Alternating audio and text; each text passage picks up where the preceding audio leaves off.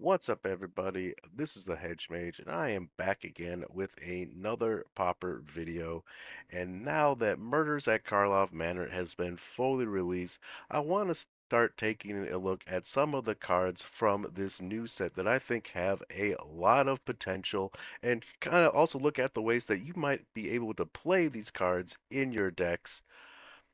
So not only in today's video will we be taking a look at one of these specific cards, we'll also be taking a look at a new brew that I have prepared for you, so definitely stick around to the end of the video for that. As always, if you want to support the channel, if you want to leave a like on this video and hit that subscribe button, I would greatly appreciate it. And with that out of the way, let's take a look at the card that we are going to be talking about today. That card is Demand Answers. For one generic mana and a red. You get an instant as an additional cost to cast the spell. Sacrifice an artifact or discard a card. Draw two cards. Honestly, I think this card is kind of amazing. It's really powerful. Can fit into a whole lot of different decks. When I had done my top three red cards from this set, I actually had ranked this one at the bottom, so at number three. And the more I've thought about this card, the more I've come to the opinion this is actually probably the best new red card from the set. It's really good and does quite a bit. So the first deck that I can think that this really synergizes with is Madness, since it is a discard outlet, right? So it's a basically a way for you to cast your cards for their Madness cost, which is the whole point of the deck, right? So, and another thing is that that deck also runs a lot of artifacts. So you can also, this card adds a lot of versatility, the kind of versatility that, say, cards like Thrill of Possibility did not offer. Now, it's important to note that more recent lists for Madness have cut Thrill of Possibility. And that's what kind of makes this an awkward include in that deck overall, is that the fact that we're not replacing Thrill of Possibility for an upgrade. Though it's definitely a card that we could possibly experiment with in the deck. So another deck that I think this could possibly fit into is like Grixis Affinity, for example, or any sort of affinity, or any deck that is running artifact lands, like, Jeskai, Jeskai Bridges, for example. So Grixis Affinity could definitely use this as a way to draw more cards. They all already are running Deadly Dispute, though, which is probably a better better card than this, to be perfectly honest. But yeah, any card that's running artifacts, they could use this card, especially ones that don't mind sacrificing them. Like if you're running any deck that's running red that's also running Ichor Wellspring could probably run this card. I mean, this card could fit in Mogwarts as well. There is, like I said, like a number of decks that this could fit in. This card has a lot of versatility, a lot of utility, and it gives you card advantage. It's just very good. Though top my top deck for this card definitely has to be Boros Synth. So this is basically more value for the value trade. It's kind of crazy. Like this, I think fits the absolute best in Boros Synth. Now there has basically no reason. I mean, there is still somewhat of a reason, but there's this, in my opinion, there's no reason now to start splashing black in synth for the Mardu synth lists, because you were often splashing black in those lists to get access to Deadly Dispute. There's also Tithing Blade, which is a great card, really powerful card. I really do like that card as well, and do have somewhat of an interest in the Mardu build still, just because uh, Tithing Blade is just that good. But but now we're not having to splash black to get access to Deadly Dispute. We have a basically a dispute effect for our artifacts now in Borosynth, so we don't actually have to splash anymore, which is pretty wild. So I think this card definitely adds a lot to that deck. It's definitely something that you want to play if you are going for much more of a grindy game plan. Recently, I have seen a new Borosynth list that kind of pivots more toward an aggro plan, running cards like Koldatha Rebirth, which is something I hadn't really seen before. And though this card could also fit in a list like that, definitely seems to be best in much more of a grindy game plan. All right, and the deck that I have for you today is Borosynth. Definitely nothing super groundbreaking in this list, nothing too spicy outside of, our new card that we've been talking about. A lot of the stuff you've seen before, but let's go over what cards we're running and kind of explain our card choices. All right, so starting things off, we have one copy of Crimson Fleet Commodore. This is definitely good because we are a very grindy deck. We kind of want to outvalue our opponents, and dropping the Monarch late game, mid to late game, is definitely gonna be something that's gonna really help you maintain advantage over your opponent. Next thing, I got one copy of Dawnbringer Cleric.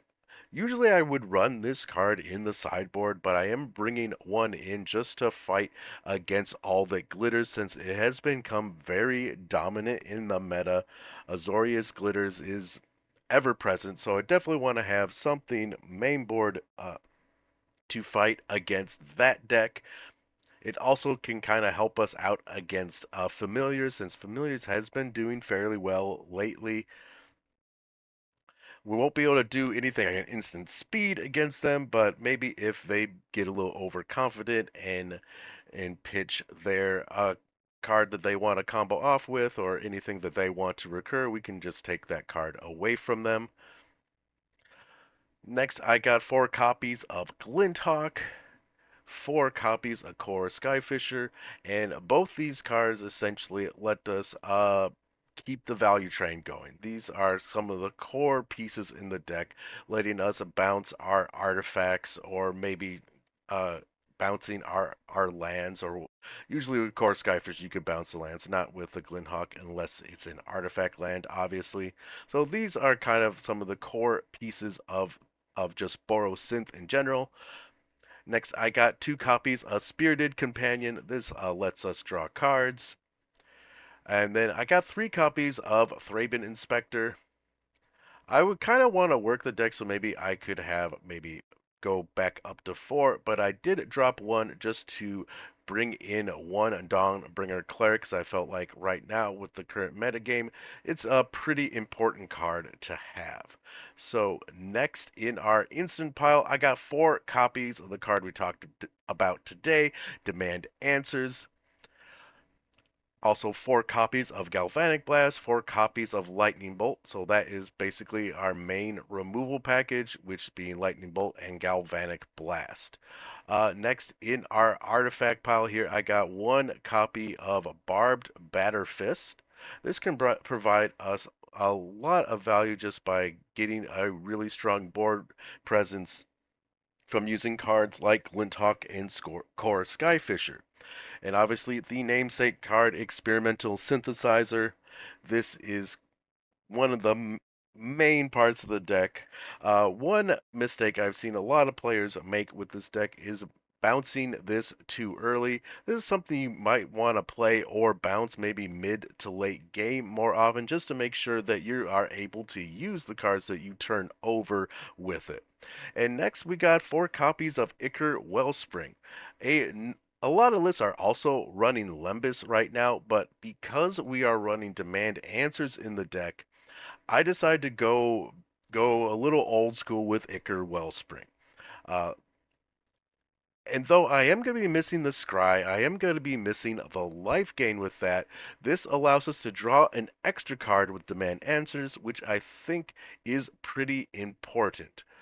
So that is why I decided to go with Ichor Wellsprings. If you wanted to, you could also be running some Lembas along with it, maybe dropping the Barbatorfist or just doing a split of Wellsprings and Lembas. But both cards are really good. I decided to go with the 4 Ichor Wellspring. So, and then I got 3 copies of Journey to Nowhere.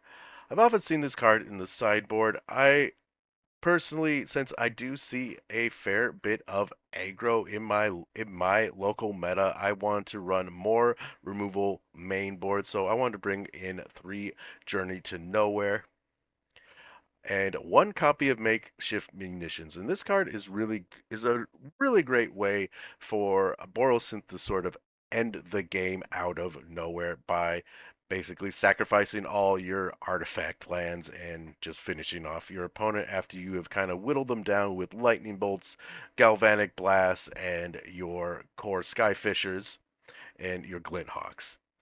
All right, so that is the main deck. In our mana base, I got 4 copies of Ancient Den, 1 Bojuka Bog, because we do have to worry about Mono Blue Tempo running their Tolarian Terrors and Cryptic Serpents. So yeah, we do got 1 copy of Bojuka Bog, 2 copies of Boros Garrison, 4 Great Furnaces, 2 Mountains, 1 Plains. I'm also running 1 Public Thoroughfare, which is a bit of an experiment here, but we can essentially tap things like our clue tokens, our synths, our wellspring, or just maybe even one of our artifact lands, which is probably the worst possible outcome when playing this card, but it does give us a little bit of mana fixing, so I wanted to give this one a shot. And 1 copy of Radiant Fountain, which is something we can bounce with our Skyfisher to gain some life and hopefully not die to burn. And then 4 copies of Rust Veil Bridge. And then in the sideboard, I got 2 Cast into the Fire, 2 more Dawnbringer Clerics, which we would definitely be bringing in against all the glitters. Probably also bringing in our Cast into the Fires, because we're going to have to deal with those indestructible lands. We also got 2 copies of Dust to Dust. So basically, all these cards are doing a lot of work against Zorius Affinity. But the beauty of Dawnbringer Cleric is its versatility. It can help us gain life, so we can bring this in against Burn, bring this in against Bogles, or anything running enchantments, or also exile cards from graveyard. So there's a lot of matchups we can bring this in against. I got 1 copy of Foundry Helix. This is definitely we're bringing this in against the Burn matchup because it does let us gain some life, and and hopefully that 4 life will be enough to let us take over the game. Then we got 1 copy of Krark Clan Shaman. This is really going to be really good against things like Weenie or any deck that wants to go wide. Bringing this in against Kuldotha as well, since we can basically sweep their board at instant speed. And then we got 4 copies of Red Elemental Blast, so we can fight Mono Blue Terror with this. So we're bringing this against them. And if for some reason you do see someone still playing fairies, you can bring this in against them as well. There's some other decks that are running blue, so anything running blue, we're bringing in our Red Elemental Blast. And then 3 copies of Relic of Progenitus. So obviously, Tolarian Terror decks, that's kind of a no-brainer. But this can also be brought in against any deck that wants to play out of the graveyard. So, combo decks like Mogwarts or Familiars, they play out of the graveyard. So you'll be bringing this in against them as well. And that's pretty much the deck, guys. So let me know what you guys think in the comment section below about the card that we talked about today. Is this something you are going to be experimenting in with your list? Where do you think this card falls into in terms of its best deck? I would love to hear your thoughts about it. Um, and I also have a link to this deck list in the description, so if you want to take a look at it more, try it out for yourself. I'll have a link down there below. Thanks again for anyone who stuck around to the end of the video, and I will see you all next time.